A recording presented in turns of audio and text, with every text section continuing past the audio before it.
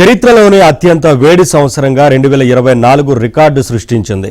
భవిష్యత్తులో అన్ని వేడి సంవత్సరాలైనా ప్యారిస్ ఒప్పందం నుంచి అమెరికా వైదొలిగింది. దాని ఎఫెక్ట్ ఎలా ఉండబోతోంది?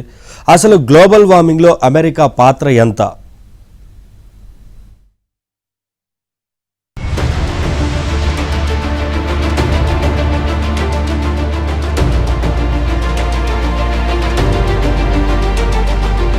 కార్బన్ ఉద్గారాలు విచ్చలవిడిగా వెలువడుతుండటంతో భూగోళం బాయిల్ అవుతోంది. రికార్డు స్థాయిలో ఉష్ణోగ్రతలు నమోదవుతున్నాయి. చాలా దేశాల్లో అసలు శీతాకాలమే లేకుండా పోతోంది. భూగోళం నిప్పుల కొలిమిలా మారుతోంది. భూ ఉపరితల ఉష్ణోగ్రత మరో 1.5 డిగ్రీల సెంటీగ్రేడ్ మించకుండా చేయాలన్న ఉద్దేశంతో 2015లో ప్యారిస్ ఒప్పందం జరిగింది. 200 దేశాలు, దీవులు దీనిపై సంతకాలు చేశాయి. అయితే 2024లో భూమండలంపై వేడి విపరీతంగా పెరిగింది. 2025లో భూతాపం తగ్గించుకోవాలని ప్రపంచ దేశాలకు పిలుపునిచ్చింది.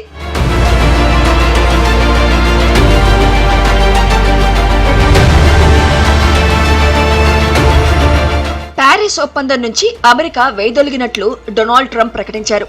ఈ ఒప్పందం అమెరికా విలువలు, ఆర్థిక లక్ష్యాలను అడ్డు అదుపు లేని కాలుష్యంతో వాతావరణంలోకి కార్బన్ డయాక్సైడ్, ఇతర గ్రీన్ హౌస్ గ్యాసెస్ విడుదల ఎక్కువైపోయింది.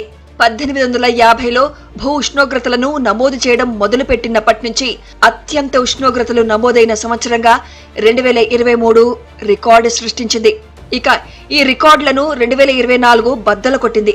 దీనికి ప్రధాన కారణం అమెరికా, చైనా లాంటి దేశాలే. ప్యారిస్ ఒప్పందం ప్రకారం ప్రతి దేశం టార్గెట్ పెట్టుకుని కార్బన్ ఉద్గారాలను తగ్గించాలి, పచ్చదనం పెంపునకు చర్యలు తీసుకోవాలి.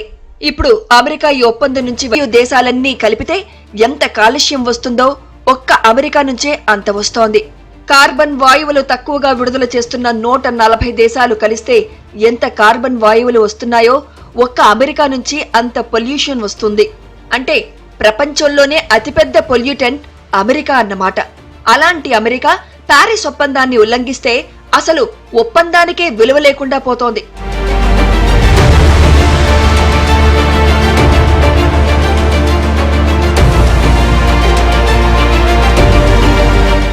గతంలో ట్రంప్ అమెరికా బాటలోనే మరికొన్ని ధనిక దేశాలు నడిచే అవకాశం ఉంది. ప్యారిస్ ఒప్పందం ప్రకారం 2035 వరకు ఏటా పేద దేశాలకు సంపన్న దేశాలు $300 బిలియన్ ఇవ్వాలి. కార్బన్ ఉద్గారాలను తగ్గిస్తున్నందుకు ఇన్సెంటివ్స్ ఇది. ఇప్పుడు ట్రంప్ ఒప్పందం నుంచి వైదొలగడంతో ఇది లభించే అవకాశం లేదు.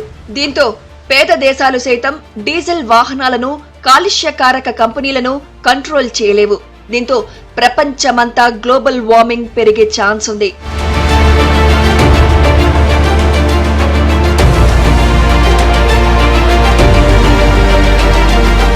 గ్లోబల్ వార్మింగ్ వల్ల హిమానీ నదాలు కరిగిపోతాయి.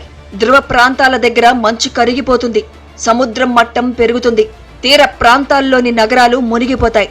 వృక్ష, జంతు జాతులు అంతరించిపోతాయి. కొన్ని ప్రాంతాల్లో కరువులు, మరికొన్ని ప్రాంతాల్లో వరదలు వస్తాయి. వాతావరణంలో అసాధారణ మార్పులొస్తాయి. అందుకే ట్రంప్ తన నిర్ణయాన్ని మార్చుకుని బాధ్యతతో మెలగాలని ప్రపంచ దేశాలు కోరుతున్నాయి.